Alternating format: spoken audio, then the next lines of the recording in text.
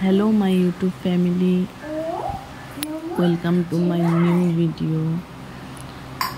আজকের ভিডিওটা আমি এখান থেকে শুরু করছি। আজকে সকালটা কিছুটা এভাবে শুরু হয়েছিল। তো প্রথমত আমরা পুজো করতে গিয়েছি, নিজের পুজো করছে। অথর্ব সকালে স্নান টান করে পুজো করতে এসে পড়েছে, যেহেতু শ্রাবণ মাস। তো পূজা করে হয়ে গেল অথর্বের। এরপর আমিও জল ঢেলে নিব। জল ঢেলে তারপর আমিও পুজো করব। তো আমার পুরো ভিডিওটাই তোমরা দেখো, শেষ পর্যন্ত দেখবে আশা করছি।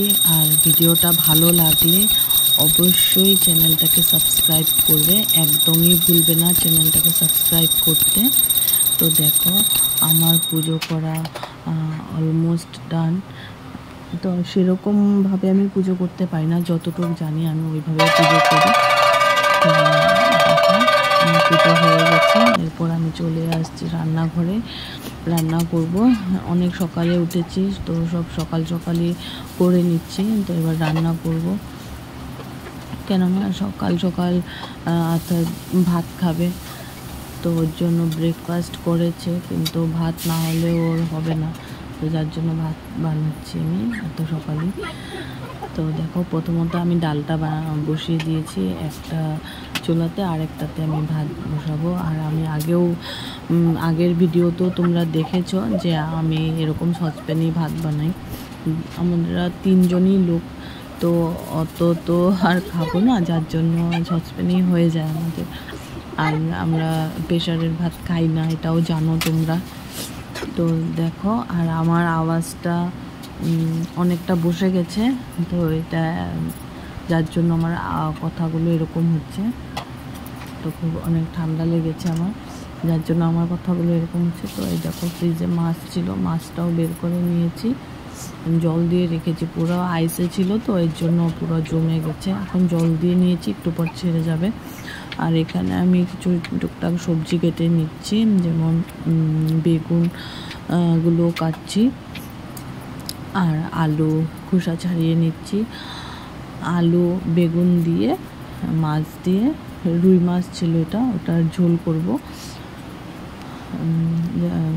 দেখো আমার আলু ছোলা হয়ে গেছে। একা হাতেই করি, আমার তো কোনো হেল্পার নেই, যার জন্য আমার সব একাই করতে হয়। আর কখনো দেরিও হয়ে যায়, আমার একা অনেকগুলো কাজ থাকে, করতে অনেকটা দেরিও হয়ে যায়। কিন্তু কি করব, উপায় নেই। একটা কাজ ফেলে রাখলে আরেকটা হয় না, এরকমটা ব্যাপার হয়ে যায়। এটা করব না ওটা করব, মাথা গরম হয়ে যায় আমার, কোনটা কখন শেষ করব, তাড়াতাড়ি শেষ করতে হয়। তো এবার দেখো সবজিগুলো কেটে নিয়েছি, ভালো করে ধুয়েও নিলাম। তারপর এখন আমি ভাতটা দেখবো, ভাত আর ডালটা। তো দেখো ডালটাও অলমোস্ট হয়ে গেছে, আর ভাতটাও হয়ে গেছে। তো ভাতটা মাছ ছেঁকে নিব। এভাবে ভাত খেলে জানো অনেক ভালো, হার্টের পেশেন্টের জন্য বিশেষত ভালো এরকম মাছ ছেঁকে ভাত খাওয়া। প্রেশারের ভাতটা খেলে ওদের একটু প্রবলেম হয়। তো আমার তো হার্টের প্রবলেম নেই, কিন্তু এইভাবেই খাওয়া হয় আমার। আমি বিয়ে হয়ে এসেই দেখি ওরা এইভাবেই ভাত খায়। বাড়িতে তো আমরা আগে প্রেশারে ভাত খেতাম, প্রেশার কুকারে, কিন্তু ওইখানে এসে দেখি এরকমই মাছ ছেঁকে ভাত খায়। তো যার জন্য আমিও এরকমই খাই। তো আমার ডাল ভাত তো হয়ে গেছে, এখন মাছটা বানাবো। এতে আমি একটু জিরা ফোড়ন আর লঙ্কা দিয়ে দিলাম, কাঁচা লঙ্কা ফোড়ন। তো তারপর সবজিগুলো একে এক সবজিগুলো দিয়ে আর কিছু সামান্য মশলা দিয়ে, তো আমি মাছের তরকারিটাও করে নেব। তো দেখো তোমরা, আর কি বলবো, অনেক দিন হয়েছে কোনো ব্লগ করতে পারছি না, কোনো ভালো সেরকম ভিডিও দিচ্ছি না। আমার সেরকম সাবস্ক্রাইবও হচ্ছে না, জানি না, চেষ্টা তো চালিয়ে যাচ্ছি, কিন্তু আশা করছি তোমরা পাশে থাকবে এভাবে আমার সাথে। অনেক তো সাপোর্ট করছো, আগামী তো অনেক সাপোর্ট পাবো তোমাদের থেকে, এটাই আশা করি।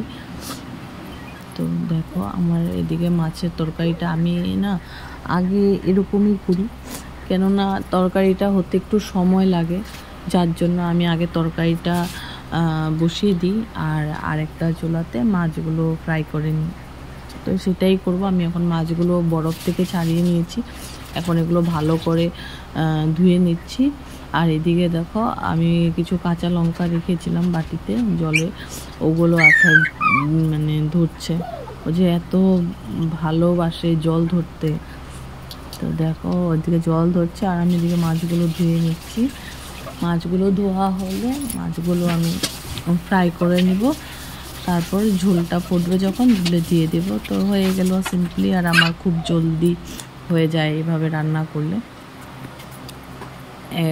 তারপর আর বাকি থাকবে আথারকে খাওয়ানো, তো এটা করার পর রান্নাটা হওয়ার পর ওকে খাইয়েও দিব। তো ভিডিওগুলো তোমাদের কেমন লাগছে তোমরা অবশ্য কমেন্ট করে জানাবে, তাহলে আমি বুঝতে পারবো যে না আমার কীরকম কী করা উচিত, কোনটা তোমাদের পছন্দ হচ্ছে না হচ্ছে তোমরা বললে আমি বুঝতে পারবো, তাহলে আমি একটু কিছু ইমপ্রুভ করব ভিডিওগুলোতে। তা আমিও তো নতুন, আমি তো এত সব জানি না। তো দেখো আমার ডাল ভাত মাছ তরকারি আর পটল আর আলু দিয়ে ভাজা করেছি, এগুলো হয়ে গেছে। তো তোমাদের ভিডিওটা কেমন লাগলো অবশ্যই কমেন্ট করে জানাবে, আর আমার চ্যানেলটাকে সাবস্ক্রাইব করতে একদমই ভুলবে না। আজকের মতো এখানেই, টাটা।